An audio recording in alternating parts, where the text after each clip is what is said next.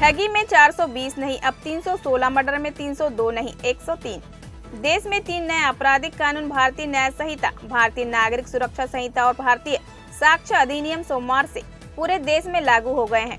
इन कानूनों ने भारतीय दंड संहिता, आपराधिक प्रक्रिया संहिता और भारतीय साक्ष्य अधिनियम की जगह ली है। नए कानून लागू होने से सिर्फ धाराएं बदली गई हैं, बल्कि कई प्रावधानों की परिभाषाएं भी बदली गई है।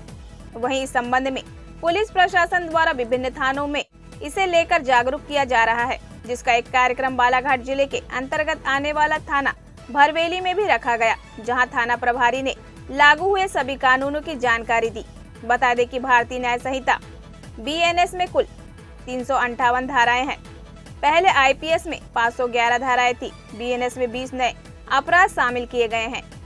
33 अपराधों में सजा की अवधि बढ़ाई गई है। 23 अपराधों में अनिवार्य न्यूनतम सजा का प्रावधान है। 83 अपराधों में जुर्माने की राशि बढ़ा दी गई है। 6 अपराधों में सामुदायिक सेवा का प्रावधान किया गया है। अधिनियम में 19 धाराएं निरस्त या हटा दी गई है। 8 नई धाराएं जोड़ी गई हैं। 22 धाराओं को निरस्त कर दिया गया है। इसी तरह भारतीय नागरिक सुरक्षा संहिता में कुल 531 धाराएं हैं। CRPC में 484 धाराएं थी। BNSS में कुल 177 प्रावधान बदले गए हैं।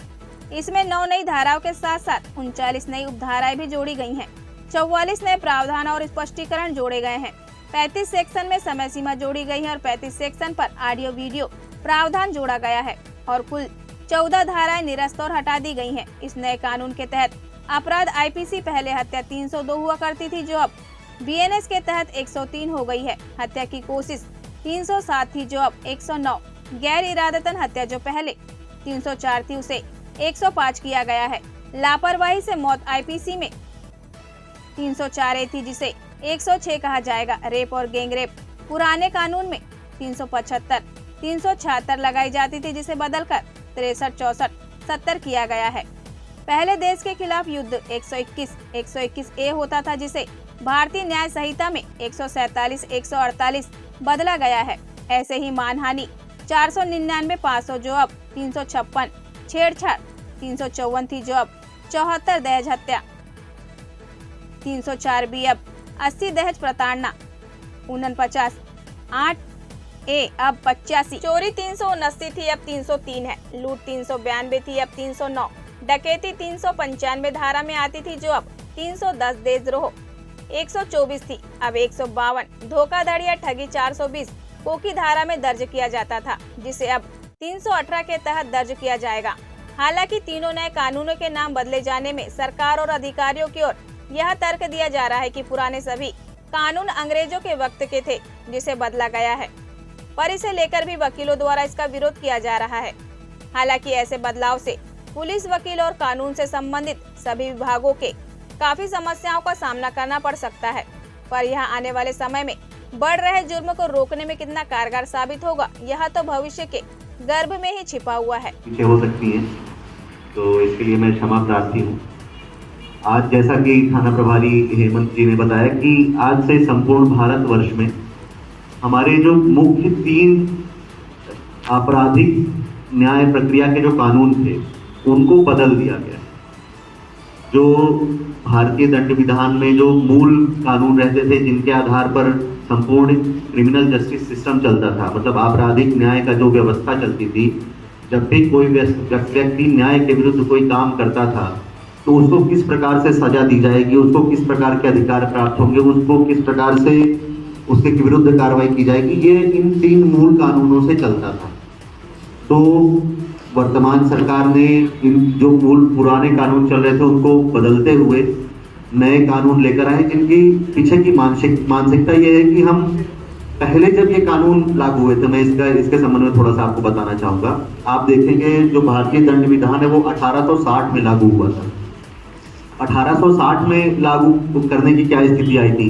आप सभी को याद है, स्वतंत्रता की पहली लड़ाई 1857 में हुई।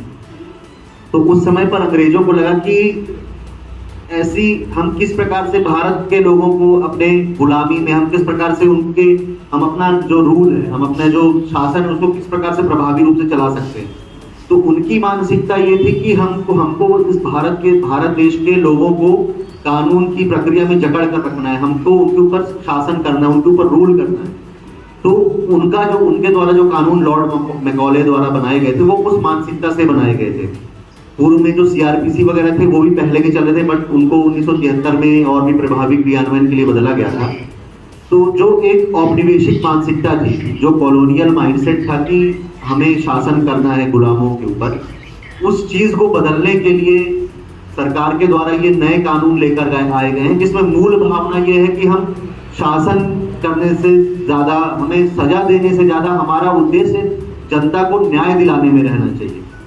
जब भी कोई एक पक्ष पीड़ित होता है तो एक पक्ष अपराधी भी होता है। कार्यक्रम रखा गया था जनता के बीच में जो जागरूकता था, उसमें क्या पहलू क्या आपने सुझाव दिया?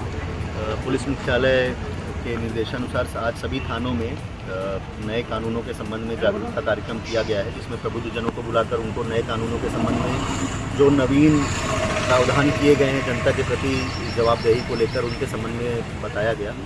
और जनता से भी पार्टिसिपेट करने के लिए अनुरोध किया गया कि जो नई मंशा है सरकार की कि कानूनों को और रिस्पॉन्सिव बनाया जाए, पुलिस एवं प्रशासन को और रिस्पॉन्सिव बनाया जाए जनता के जो कष्ट है उनके लिए, तो उनके वो सभी प्रावधानों के संबंध में उनको बताया जाए।